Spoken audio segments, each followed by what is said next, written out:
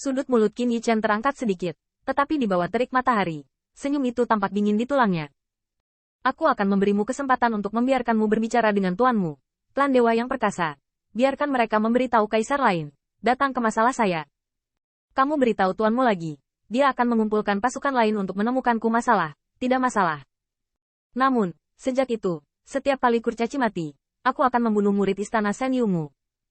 Setiap kali murid Tusan dibunuh, aku akan membunuh klan para dewa yang perkasa. Tidak peduli kekuatan mana yang melakukannya, apakah itu tulisan tangan atau akun protos atau iblis, semua dihitung pada puncak istana Senyu Anda. Bila sedingin es badak raksasa menamparkan wajah tua yang berkeliaran, apakah kamu mengerti? Setan kecil, apakah kamu tahu apa yang kamu bicarakan? Suyu gemetaran karena marah. Apakah kamu benar-benar berpikir tulangmu cukup keras? Tanda seru. Apakah kamu ingin berperang dengan istana Senyuku dan para dewa perkasa? Bisakah kamu menanggung akibatnya? Apakah kamu tuannya? Qin Yichen mencibir, terlalu malas untuk memperhatikan. Tetapi melihat pada tetua Tusan. Elder, sekarang, bisakah kamu bergerak? Banyak penatua Tusan saling melirik, dan kemarahan di mata mereka berangsur-angsur mengalahkan. Atau dengan kata lain, mereka kehilangan rasa takut mereka. Trik ini, tampaknya, berhasil. Seekor anjing tua berkeliaran, masuk tanpa izin ke Gunung Tusan, dan menangkap mereka semua untukku.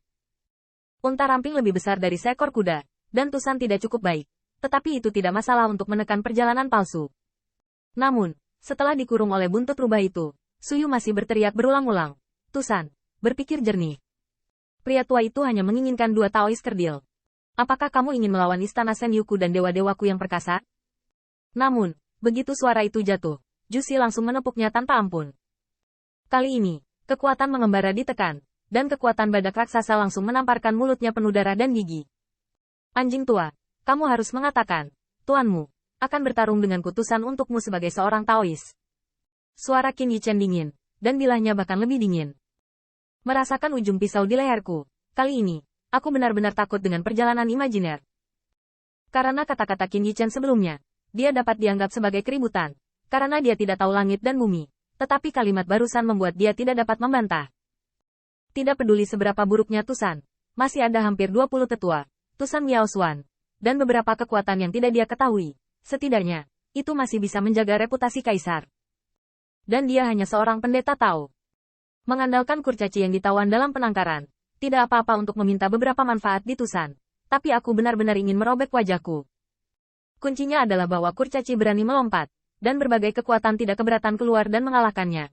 Tetapi kekacauan kecil ini mengancam untuk tidak membalas terhadap orang lain, dan menghitung semua akun di kepala istana Senyunya. Kapan Tusan punya anjing gila? Anjing gila. Bajingan kecil, kau anjing gila. Tusan, bajingan ini akan menyebabkan bencana cepat atau lambat. Benar sekali mengatakan bahwa itu anjing gila. Terlepas dari konsekuensinya, mengapa dia menangkapnya karena menggigit istana? Namun, Qin Yichen terlihat cuek. Tidak masalah jika dia adalah anjing gila. Bahkan Qin Yichen merasa bahwa dia adalah anjing gila jika dia melukai ribuan musuh seperti ini. Dan bahkan melukai dirinya sendiri atau bahkan lebih dari 1000. Tetapi karena beberapa hal tidak masuk akal, itu tergantung pada siapa yang lebih kejam dan siapa yang lebih kejam. Kirim pesan ke tuanmu. Qin Yichen menarik token istana Senyu langsung dari lengan Suyu. Yang terakhir ingin berjuang, tetapi badak raksasa langsung memotongnya di jarinya. Pedangku 1 inci lebih dalam, dan jarimu tidak bisa mencapainya lagi. Suyu meringis dan menggigit mulutnya. Oke. Aku akan mengirim pesan. Tusan Miao Xuan. Apa dia tahu kau bersikap seperti ini? Qin Yichen tersenyum. Tidak. Anda anjing tua. Di mana wajah itu merasa bahwa ia pantas membiarkan bapak bangsa maju ke depan. Dengan masuknya kekuatan imajiner, Qin Yichen langsung meraih token. Dan setelah Lu Hao dan para tetua saling memandang, mereka tiba-tiba merasa bahwa membiarkan yang terakhir bernegosiasi, sepertinya, tidak ada masalah. Ditekan oleh berbagai kekuatan dan diperas seperti hari ini, Lu Hao tidak bisa mengingat berapa kali, tetapi mereka tidak bisa melakukan apa-apa selain kesabaran. Tapi trik Qin Yichen, mungkin Gao Ming tidak bisa membicarakannya, dan bahkan tidak mungkin untuk menekan semua pasukan karena itu. Tapi dia tidak melakukan apapun untuk membersihkan istana Senyu. Setelah beberapa saat, tanda dari istana Senyu memadatkan bayangan kuat. Tetapi sebelum dia punya waktu untuk memindai sekitarnya, ada mencibir. Apakah kamu tuan dari anjing tua ini? Mudah untuk mengatakan, anjing tua ini dan anak-anaknya masuk tanpa izin di Tusan, dan ditahan. 20.000 kurcaci, aku akan memberitahu mereka bagaimana cara turun gunung. Masuk kembali ke Tusan? Saya tidak mengirim Suyu ke Tusan Le. Tidak. Singkatnya, apakah itu pemerasan atau apapun, itu tidak akan pernah bisa masuk tanpa izin. Aura bayangan dewa tampaknya sangat kuat.